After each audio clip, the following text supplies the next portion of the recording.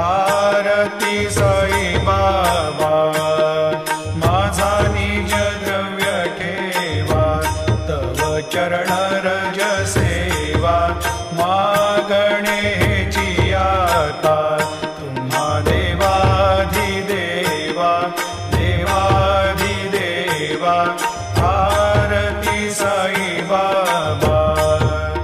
इच्छित दिन चातक निर्मल तोय निज सुख पाजावे माधवाया सांभाळा पोली भाग आपोली भाग आरती साई बाबा सौख्यदाता